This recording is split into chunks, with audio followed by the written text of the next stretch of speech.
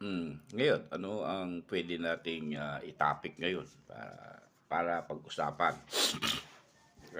Pinaka-talk of the town. Bagay, hindi na ang pinag-uusapan ngayon diyan sa Kongreso, mga hearing ay tungkol sa People Initiative, yung PI. Ah, Chacha, Conas, Concon, yung yung pagreforma sa economic reform. Parang sa tingin tayo, wala naman tayong malalim na pagkaintindi kasi sa mga bagay na yun. Hindi naman tinuturo sa atin sa eskwela niyan. Noon, tinuturuan tayo ng, pag nagkolehiyo ka, tinuturuan tayo ng constitution sa pamamagitan ng political science natin. Pero, hindi ganun kalalim. Hindi ganyan kalalim. Ang naiintindihan lang naman natin, ito constitution natin na Philippines Constitution ay guided ng by biblical rin, guided din. Guided din ng Almighty. So, bakit hindi kasi i-involve yung mga religious leader diyan? Mga advice ng mga religious leader. Kasi unang-una, ang mga religious organization, sila yung may power sa masa, sa tao. Kasi sila ang may mga members Katulad halimbawa ng Catholic Church. Kapag ikinampanya nila na tayo ay makiisa diyan sa People Initiative na ginagawang isinusulong ng Congress o ng Congress para mabago yung ating saligang batas at gumanda yung magpit ang ating constitution sa panahon ngayon pagdating sa ekonomiya at magiging maganda yung flow ng ating bansa, ipaliwanag sa kanila, mas nakakaintindi sila at parating sa mga taong bayan kaysa sa mga kung saan sa man sa mga barangay tanod, pupunta sa iyo, may seminar ba tayo ng mga yan? May paliwanag ba sa tao, sa atin, mga Pilipino, yung tungkol dyan sa People Initiative? Natural hindi. O kung gusto mo man, interesado ka man, maintindihan yan, manunood ka ng mga lumalabas dyan sa TV, sa YouTube. Yung ibang mga busy, wala nang panahon dyan. At least, yung ibang mga tao na nagre-rely na lang sila doon sa kanilang mga religious leaders, halimbawa, sa mga El Shaddais or mga charismatic na yan, nai-impluwensyahan nila yung kanilang mga miyembro para makipag-participate kung ano man yung programa o pagbabago sa gobyerno. Ngayon, sino ba talaga ang ugat ng kaguluhan dyan? Kung bakit hindi sila mismo hindi nagkakasundo?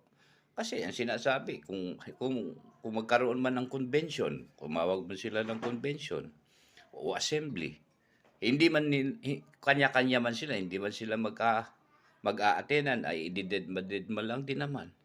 Hindi rin sila magkakaroon ng assembly, wala rin mangyayaring resolution o batas, kung ano bang panukalang batas ang magagawa nila. Wala rin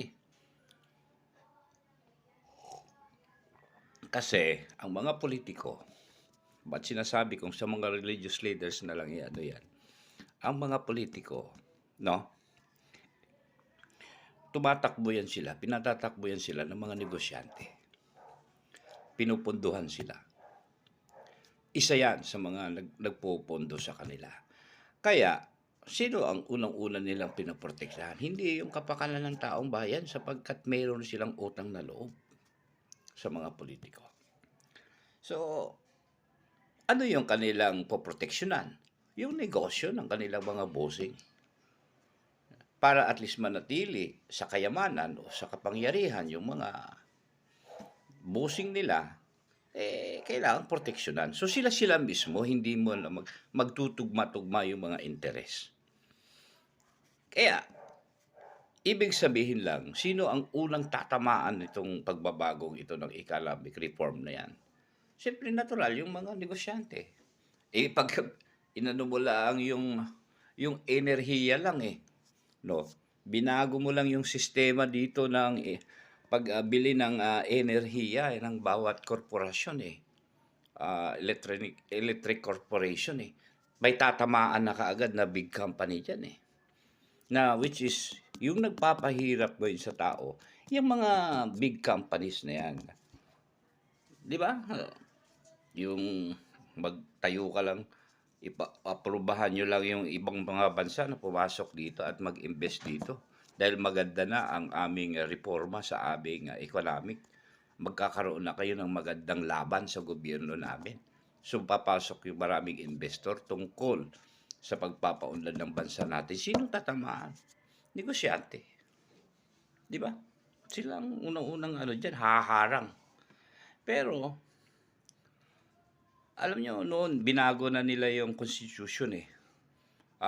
Nagsulong na sila ng tiyatsa. Kung hindi pa naman ako katandaan kay Gloria Macapagal, nagsulong siya ng tiyatsa pero pinigil siya ng pinigil siya eh. Kasi hindi naman ang particular na kanilang tinutumbok doon is yung pagbabago ng bansa for economic reform eh, kundi yung tawag dito, yung state and the government. Parang papasukan nila, magkakaroon ng pagbabago ang batas na yan na yung separation of state and religion and state. Magkakaroon na sila ng access sa religion. Pagkatapos ay sisilipin na nila yung financial flow ng isang religion at financial asset ng isang religious organization. Doon sila nagkamali. Pinigil sila ng doon eh. Siyempre, ang laking dyan. Mga religious leaders na yun, tahimik lang. Pero, totoo, nandiyan yung power eh. Nandiyan yung power. Kaya, si Kong Marcoleta, na tinitignan ko yung yung kanyang punto de vista doon, na nagbabala siya na sinabi niya kung si Romualdez ang nagpondo ng People Initiative na ito, siya ang nagpondo rito, kinita pa nga 2 million ang mga ipinundo sa papel, mga dokumento pa lang eh. I am the one who asked the speaker to step down. Pero kung hindi si Romualdez talaga ang nagpupundo, sino? Sino? Anong ahensya? Walang gobyerno o hindi naman gobyerno? Kung halimbawa ay private firm, sinasabi nila ay law firm. Hindi Baclic Villanueva law firm yan ha. Yung alam mo parang si Pidal ito yung kay AAA na yan, yung Anthony Abad. Baka yan ay katulad din ng ng parang Jose Pidal noon na may anonymous name na naging controversial na mystery name na siya yung pero tayo hindi naman tayo nagmamarunong diyan, pero tayong mga maliliit kasi mga mamamayan minsan hindi tayo aware sa mga nangyayari at mga mambabatas lang nagpapatakbo ng ating gobyerno. Sila lang ang nakakaintindi. Siguro ay maging rin tayo sa nangyayari sa ating bansa kasi hindi lang naman sila ang maapektuhan. Tayo rin, mga pamilya natin, mga anak natin, mga bago darating na mga henerasyon. Kaya yan ang ating punto de vista ngayon dyan. Malamang mga negosyante rin ang halos nagpapagulo diyan eh. Kasi yung may interest na maproteksyonan yung kanilang mga negosyo.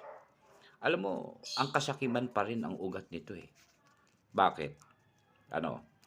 Kasi nga, 'di ba ang Panginoong Kristo noon, nagsabi siya doon sa isang mayaman na makakapasok ka lang sa kaharian ng langit kung ipamimigay mo ang iyong kayamanan sa mga mahihirap. Pero anong nangyari do'n sa mayaman? Nalumbay siya, eh, hindi niya kaya ng puso niya. Pamimigay niya yung kayamanan niya sa mahihirap. Kaya merong salita na ano, eh, ang karayom, ang makakapasok ang kamelyo sa butas ng karayom, pero ang mayaman ay hindi makakapasok sa kaharian ng langit. Merong gano'n, eh. Ah, Totoo 'yan.